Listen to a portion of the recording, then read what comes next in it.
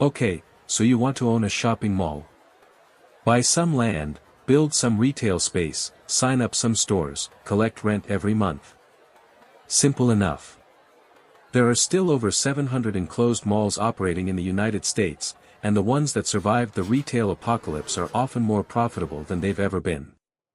Surely the math is straightforward, rent from dozens of tenants adding up into steady income. It isn't quite that simple.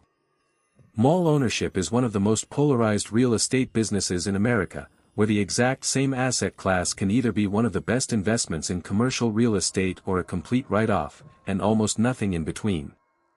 Let's start with the number that explains why this business became so brutal.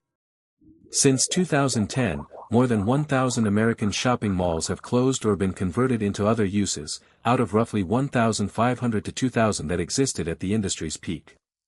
That is one of the fastest collapses of an entire commercial real estate category in modern American history, driven by e-commerce eating into the foot traffic that malls were built entirely around.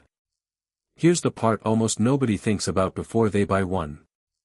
A large enclosed regional mall, the kind with 2 or 3 anchor department stores and 100 or more smaller tenants, can cost $200 to $500 million to build from scratch, and even acquiring an existing struggling mall can run $30 to $100 million depending on location and remaining tenant base.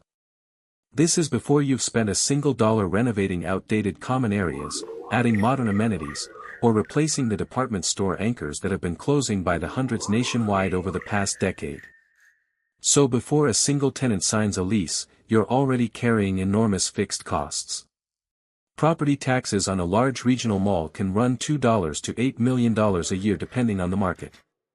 Common area maintenance, heating, cooling, cleaning, and security for a 1,000,000 square foot enclosed space, can run another $5 to $10 million annually. And then there's the anchor problem, because when a major department store like a Sears or a JCPenney closes, that space doesn't just sit empty, it triggers what's called a co-tenancy clause in dozens of smaller tenants' leases, legal language that allows smaller stores to demand reduced rent or even terminate their leases entirely if a mall's overall occupancy or anchor presence drops below a certain threshold. Then there's the leasing structure itself, and this is where mall economics get genuinely complicated. Anchor department stores historically paid extremely low rent per square foot, sometimes just $2 to $4, because their sheer size was what drove foot traffic to the entire property. The real money has always come from the smaller specialty tenants, the clothing stores, the food court vendors, the jewelry kiosks, who pay $30 to $80 per square foot or more, plus a percentage of their actual sales on top of base rent, a structure called percentage rent that lets mall owners directly benefit when a tenant has a great year. Now here's the part that explains why the malls that survived are often thriving rather than merely surviving. The successful ones didn't just wait around hoping department stores would come back. They tore out failing anchor spaces and replaced them with entirely different uses: apartments, medical offices, gyms, entertainment venues, and experiential retail that can't be replicated online. A dying Sears location converted into a mixed-use development with apartments above and a grocery store below can generate dramatically more revenue per square foot than the original department store ever did, because it's driving daily foot traffic instead of occasional shopping trips. Here's the counterintuitive piece. You'd think the biggest, most spacious anchor stores would be the most valuable real estate in any mall. In modern mall economics, it's often the opposite.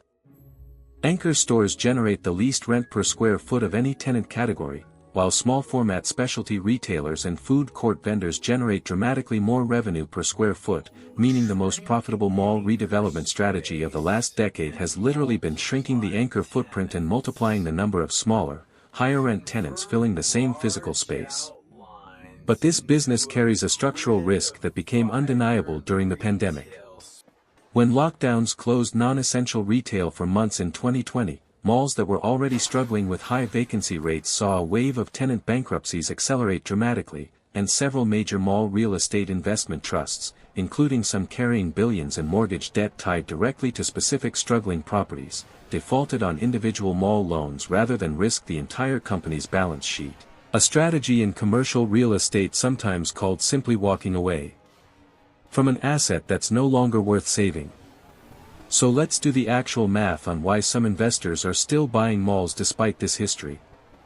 A well-located, high-occupancy regional mall generating $40 to $60 million in annual rental income, against operating costs of $15 to $25 million, can produce $20 to $35 million in net operating income a year, and because these properties are often acquired at deeply discounted prices during distressed sales, the return on invested capital for an investor who buys a struggling mall correctly and successfully repositions it can exceed what a brand new, fully leased property would ever generate. That gap, between what a distressed mall can be bought for and what it's actually worth once successfully redeveloped, is the entire story of why sophisticated real estate investors keep circling this beaten-down asset class instead of avoiding it entirely.